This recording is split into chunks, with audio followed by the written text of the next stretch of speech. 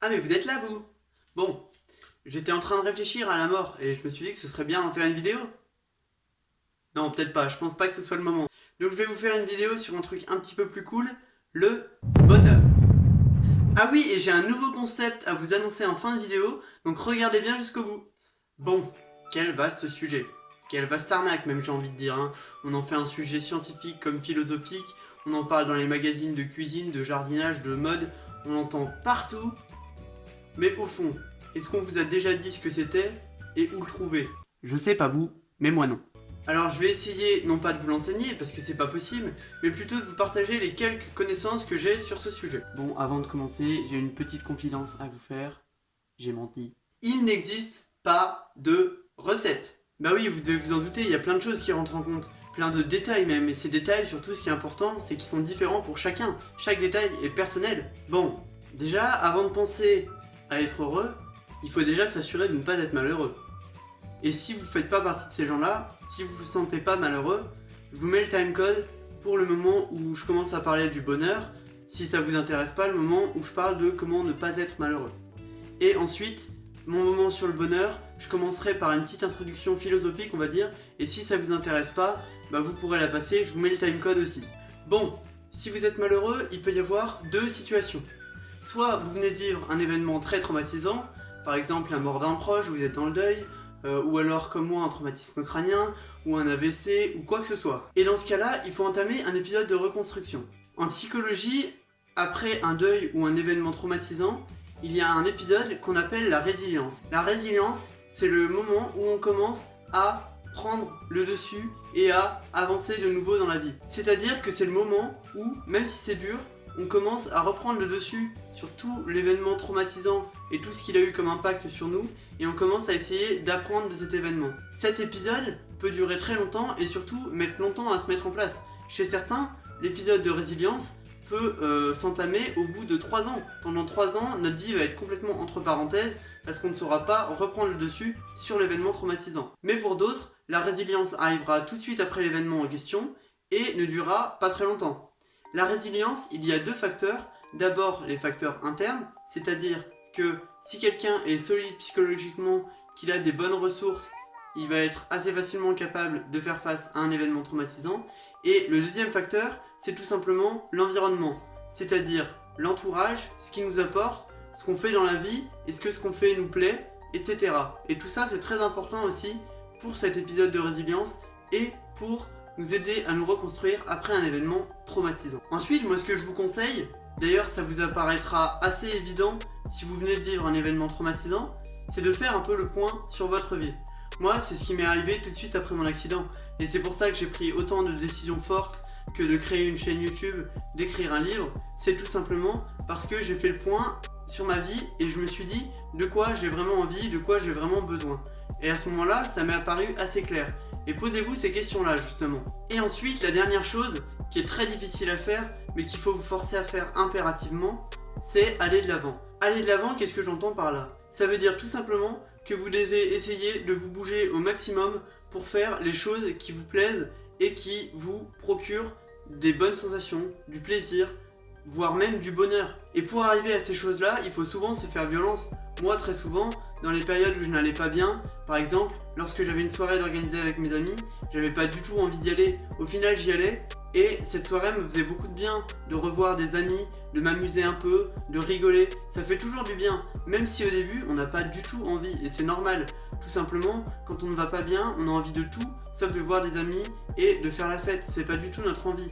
Et pourtant, ça peut que vous apporter du positif, vraiment, je vous l'assure. Même si vous n'avez pas du tout envie d'aller à une soirée, elle vous apportera forcément du positif.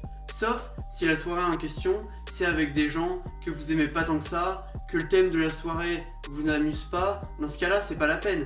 Mais si c'est une soirée avec des vrais amis, où vous allez faire des trucs qui vous font marrer, c'est forcément positif, ça je peux vous le jurer. Ça me permet d'ailleurs de faire la transition vers l'autre situation, qui est la situation de où vous êtes malheureux, mais sans vraiment savoir pourquoi, sans vraiment avoir de raison particulière. Ça existe, c'est normal, hein, très souvent on est malheureux, on sait pas vraiment pourquoi, juste rien nous emballe dans la vie. C'est possible. Et dans ce cas-là, les 2 dernières choses que je vous ai dites marchent aussi très bien. Faites le point. Faites le point sur qu'est-ce qui vous plaît dans la vie, qu'est-ce qui ne vous plaît pas, quels sont les gens que vous aimez vraiment et à qui vous tenez, quels sont les gens en qui vous pouvez avoir confiance et ceux qui sont finalement pas si utiles que ça. Et faites le tri dans vos envies, dans vos proches, parce que c'est vraiment important justement de se retrouver. Et le dernier conseil d'avant marche aussi, forcément, si vous voulez ressentir des choses, il faut être actif et il faut bouger un peu, même si vous n'en avez pas envie et même si ça vous intéresse pas de premier abord, c'est vraiment important que vous alliez chercher les plaisirs et pas que vous les attendiez tout simplement.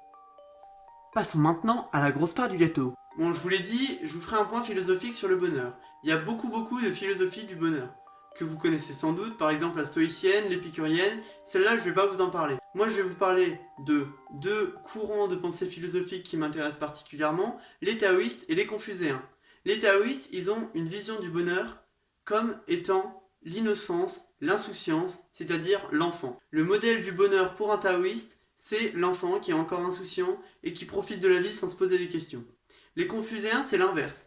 Ils ont comme modèle du bonheur la sagesse et l'expérience. Pour eux, le modèle type du bonheur, c'est le vieux sage qui a vécu beaucoup de choses et qui sait maintenant où il doit aller et ce qu'il doit faire de sa vie. Donc ce petit point philosophique est simplement fait pour vous montrer qu'il y a plein de théories et plein d'avis différents sur le bonheur. Et donc c'est bien la preuve qu'il n'y a pas vraiment de recette miracle pour le bonheur, puisque chez certains, c'est les enfants, chez d'autres, c'est les personnes âgées. Les stoïciens vont dire qu'il faut toujours rester calme et stoïque et ne pas avoir peur de la mort, c'est ça. Et les épicuriens vont dire qu'il faut rechercher le maximum de plaisir. Mais avant de clôturer ce point philosophique, je vais vous partager une phrase que je trouve très juste et qui m'intéresse particulièrement.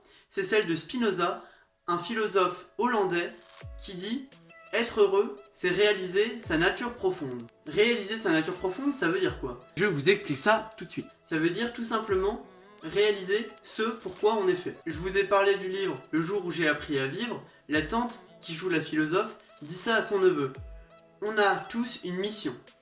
Et ce qu'elle veut dire, c'est pas que chaque personne est un héros pour l'humanité, ça veut dire que chaque personne a un rôle à jouer, une pierre à mettre à l'édifice. Et c'est ça qui est important, c'est de trouver quelle pierre on peut ajouter à l'édifice.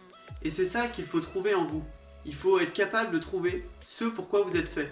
Et c'est ça réaliser sa nature profonde. C'est-à-dire quand vous avez un projet, des rêves, des envies, et vous devez les trouver pour les réaliser. Et c'est ça qui vous rendra heureux. Et là-dessus, je suis complètement d'accord avec Spinoza. Et en cela, moi, il y a une chose qui m'a beaucoup aidé, c'est le livre de Fabien Olicard, « Votre temps est infini ». Et ça, je vous conseille de l'acheter, puisque moi, je vais vous avancer quelques éléments, mais je ne m'attribuerai pas son travail. Donc, vraiment, il y a beaucoup plus de choses dans son livre que ce que je vais vous dire là, et plein de choses très intéressantes. Donc moi, je vous partage une seule chose de son livre, c'est les mantras. En fait, les mantras, c'est comme ça qu'il les a appelés, vous pouvez les appeler comme vous voulez. Les mantras, c'est simplement les notions qui vont régir votre vie et qui feront que vous serez heureux. Par exemple, ces mantras à Fabien Olicard sont autonomie et liberté. Les miens sont création, liberté et altruisme partage. Chacun a ses propres mantras. Et ce que vous devez trouver, c'est quels mantras régissent votre vie et pourquoi. Donc comment trouver ces mantras? Vous devez simplement réunir vos buts, vos envies, vos désirs les plus importants dans votre vie, aussi réunir vos rêves, aussi mettre les buts à court terme que vous avez envie de réaliser. Par exemple, je sais pas moi, avoir votre bac ou avoir votre licence, des envies à court terme, mais qui sont utiles pour connaître vos mantras. Ensuite, vous allez de toutes ces envies réunir des notions principales que vous allez synthétiser de plus en plus pour arriver à vos 2 ou 3 notions de synthèse qui seront donc vos mantras. Et ensuite, à chaque décision ou choix important de votre vie, vous devrez vous demander par rapport à vos mantras, par exemple par rapport au mien, je vais me dire est-ce que ce choix va me rendre plus libre? Est-ce que ce choix va me rendre plus altruiste? Est-ce que ce choix va me permettre de créer davantage? Et c'est ça qui est important. Ensuite, en dehors de ces mantras, il y a une autre chose importante dans le livre, c'est l'optimisation du temps. Et je suis d'accord que c'est très important. Parce qu'il y a eu beaucoup de recherches là-dessus, ce qui est important, c'est d'être actif dans son bonheur. Ça veut dire quoi? Ça veut dire que on peut pas être heureux en faisant des choses qui nous plaisent mais où on est passif. Ça veut dire que regarder des vidéos sur YouTube, on passe un bon moment, ça fait plaisir. Moi aussi, j'en regarde énormément d'ailleurs, mais ça peut pas nous rendre heureux parce qu'on est passif. Regarder une série Netflix, pareil. Dormir par exemple, ça fait du bien, mais ça nous rendra pas heureux parce qu'on est passif. Ce qu'il faut, c'est être actif. Aller faire un basket avec des potes, aller courir, aller faire du vélo, tourner des vidéos, écrire un livre, tourner un film. Donc le but, c'est de faire des choses qui vous intéressent. Si vous, ce qui vous intéresse, c'est de faire de la cuisine, d'aller jardiner, etc., faites-le. Mais ce qui est important, c'est d'être actif et non pas de toujours subir le plaisir qui vient à nous. Juste simplement, allez le chercher et faites des choses pour l'avoir. Et c'est ces plaisirs-là qui nous rendent vraiment heureux. Et donc, pour cette raison, il y a une chose importante dans son livre, c'est l'optimisation du temps. Et moi, c'est un truc dont je me suis rendu compte, c'est que, par exemple, je suis pas un très gros dormeur, mais depuis le début de l'année, j'aimais bien rester un peu au lit parce que j'avais rarement cours dès 8 heures, donc je restais un peu, même si j'étais pas très fatigué et que je pouvais me lever, et ben je restais un peu au lit. Et au final, je me suis rendu compte que c'était très bête parce que c'était du temps dont j'avais pas besoin, qui m'apportait rien, et pendant ce temps je faisais rien, j'étais pas du tout productif, et en fait ça me rendait pas heureux, juste c'était un petit moment de plaisir mais qui allait avoir aucun impact dans la journée. Si par exemple ce qui vous rend heureux c'est de faire un peu de sport, et ben vous verrez, le matin vous faites quelques exercices et vous passerez une journée qui sera bien meilleure tout simplement parce que vous êtes parti du bon pied on va dire. Et ça il le dit aussi dans son livre, les premières actions du matin sont très importantes pour organiser on va dire l'humeur de votre journée. Donc ce qui est important c'est de commencer la journée par des activités plaisantes, déjeuner, faire du sport, prendre une douche, beaucoup plus que par exemple lire ses mails pro où on reçoit des factures, lire les SMS des amis avec qui vous vous embrouillez. C'est très mauvais de commencer sa journée par ça parce que ça va avoir tendance à tout simplement imprimer une humeur négative sur votre journée. Donc ça il faut l'éviter et vous le ferez 2-3 heures plus tard et ça vous affectera beaucoup moins. Ensuite, dans tous vos buts, tous vos rêves, il faut être capable de se donner des priorités. Ça veut dire quoi? Savoir quel but est plus important qu'un autre. Quelle envie est plus importante qu'une autre. Et c'est pas toujours facile. Très souvent, il faut faire des gros tris, il faut être capable même de se faire des tableaux pour ou contre. Vraiment, ça peut aider, c'est tout con, mais ça peut vraiment aider. Donc, l'important, voilà, c'est d'être capable de connaître ses priorités, être capable de se dire, ouais non, ça c'est plus important pour moi, il faut vraiment que je le fasse, tant pis pour ça. Et ça compte. Donc, vous devez faire attention à ça, connaître vos priorités. Et ça, je peux rien vous dire de plus là-dessus, parce que c'est très personnel. Donc ce sera à vous d'en décider, et à vous de vous dire, ah bah oui, ça c'est important, ça pourra m'aider, et ça, moins. Ensuite, une chose très importante, c'est de garder ses proches près de soi. Les proches, ça peut être la famille, votre copain, votre copine, vos amis, mais les proches qui comptent vraiment pour vous, vous devez faire attention à les avoir toujours avec vous. Si je vous dis ça, c'est que je connais plein de personnes qui perdent leurs amis juste par fierté par exemple.